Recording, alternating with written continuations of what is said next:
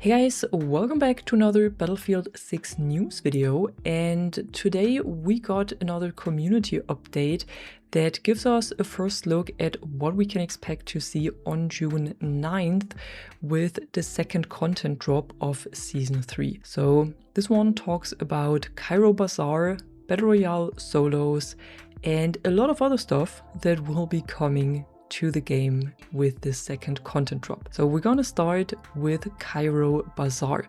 We already talked about this. I've already showed you some gameplay that we got in the first trailers. So this is a reimagined take on the Battlefield 3 map Grand Bazaar, only that it's now set in Cairo, like the name suggests. And similar to Goal Mode Railway, Cairo Bazaar has been rebuilt for Battlefield 6 with expanded destruction, updated combat spaces, and new opportunities for flanking and close quarters chaos. That's how they describe it here in this blog post. So similar to the Siege of Cairo, the action will take place within the streets and the markets of Cairo, and you have this more vibrant but still war-torn atmosphere. And also, similar to Siege of Cairo, it's a very infantry-focused map, but there will still be vehicles available. What's also new in this map, or well, we've seen this in Hagenthal Base already, but on this Cairo map we will see it as well, that destruction can create additional ways and shortcuts. So you will be able to remove walls with a tank or with explosives, which can help to reduce the pressure on some choke points. At least that's what they're hoping and what they're writing here, but it can also give you more ways to flank. However, they have still kept some of the iconic combat spaces, for example the central market pathway, but of course they've also added a lot around it and a lot of alternative routes and a lot of routes that were not available before. And lastly, they're also saying that they have more to share about this new map Cairo Bazaar in an upcoming developer guide that we will see next week. So similar to the one that we got for Goal Mode Railway. And then they're already diving into the gameplay improvements that we can expect to see. So it seems like this will be a bigger update again, because first of all, what we can expect is an improvement in soldier visibility. And here we also got a side-by-side comparison, or well, a comparison, so you see what is happening and how it changes, because what they've done is that they have improved the soldier visibility filter to help soldiers stand out more clearly across a wide range of environments. So what they've done exactly is that they have reduced the visual noise around enemy characters. They have improved the adaptation to dark interiors and bright outdoor environments. They have also improved the contrast, color separation, and silhouette. They have made the visibility behavior across close and long-range engagements more consistent, and they have also reduced visual artifacts around soldiers in effects like fog. And you can all see in those examples what this will look like. So right now in a more dark environment, for example, the soldier is more hidden and is really hard to see, and then after the update the soldier will have, well, a bit more of a glow. That's what I would call it. We will also get improvements to vehicles. So for air vehicles, they are increasing the height of the minimap camera, which is supposed to expand the area that is covered by the minimap when you are flying, and is supposed to improve your ability to track activity across a wider area on that minimap. The radar system will be upgraded and will come equipped by default on all attack helicopters instead of occupying a customization slot. And with the radar system that is being taken away from the customization, they're introducing a new upgrade, and that's called thermal optics. So we will finally see thermal optics for vehicles in Battlefield 6. And then there will also be some additions to ground vehicles. Here, first of all, we have the mobile anti-air.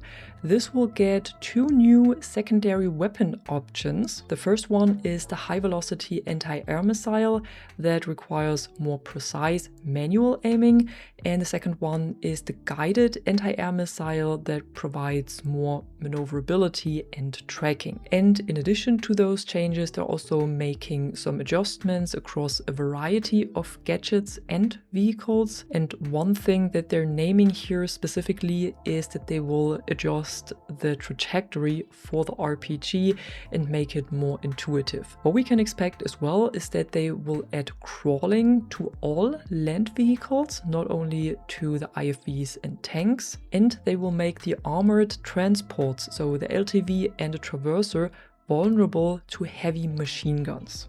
Moving on, we will also see a new customization feature with this second content drop, and that is spray paints that we've already seen in the trailer before Season 3 had started. And once this is introduced, all players will have access to a default spray at launch, and then through progression, events, and seasonal content, there will be more sprays available. Moving on, we can also expect some more changes to the mortars. So what they're doing with the next update is that the portable mortars and the missile intercept system can no longer be equipped or placed together. They're also reducing the mortar's health from 250 that it has right now to only 50, which means a single enemy counter shell to that mortar can destroy it.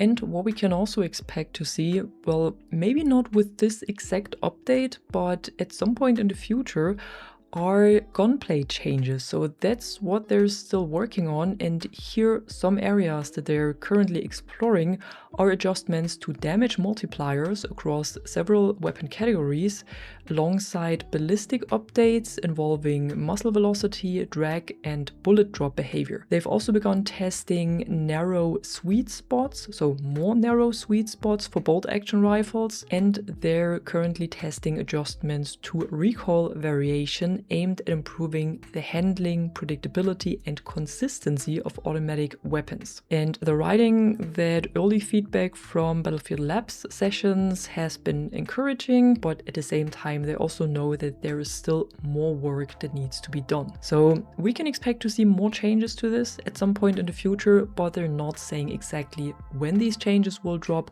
It will probably not be with the next update. And then we're coming to the REDSEC part, and I know that not everyone is interested in this, so everyone who's stopping the video now, thanks for watching, and everyone who keeps watching, well, now we go over the changes to REDSEC. So first of all, they're writing about Battle Royale solos and what they've learned from testing it in Battlefield Labs. And the first point is that they will entirely remove main battle tanks and infantry fighting vehicles from this experience, but only from Battle Royale solos. That's what I understand, at least, not from the whole Battle Royale experience. Specifically for solos, they will also reduce the player count from 100 to 80, but to maintain the overall pace of the matches, they are increasing the speed of the ring during the early stages of the game. And what they will do as well is that solos will rotate with duos on a weekly cadence. So solos will launch as part of the next content drop on June 9th,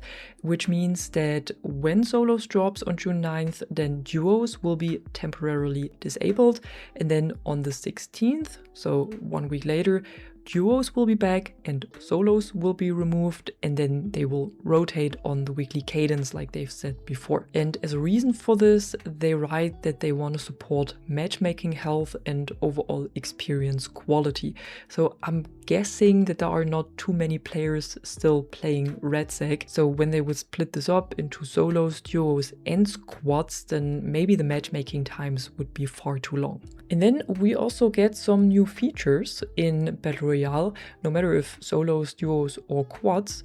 So they're introducing high value zones, and this means that these spots will have improved loot, of course. These areas also contain higher concentration of valuable equipment. The zones will always be marked on your map like this, like we can see right here, and you will also receive a notification when you enter one of those zones. And additionally, the loot containers that are within these high value zones will be marked to help provide visual indicators of their potential value.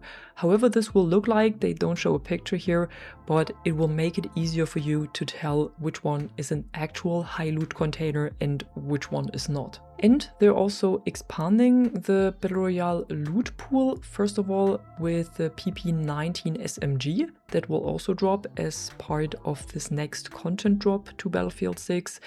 And there will also be a new missile strike package that you can collect as a call-in, but unlike other call-ins, you have to remain aimed down sights while you are manually guiding the incoming missile towards its target. So you cannot just aim the call-in at a location and wait for it to drop, you have to actually manually guide it. And that was it for today. That was everything that we have in this community update right here, but this is just a part, or these are just a few of the changes that we can expect to see. I think the full changes or the full range of them will be in the patch notes that we will probably get next Friday. So I will of course go over them as well and whatever else we can expect to see. And if you want to stay tuned for this, also if you enjoyed this video right here, be sure to drop a like and subscribe, and I'm gonna see you in the next one. I'm the Catwoman and you are awesome.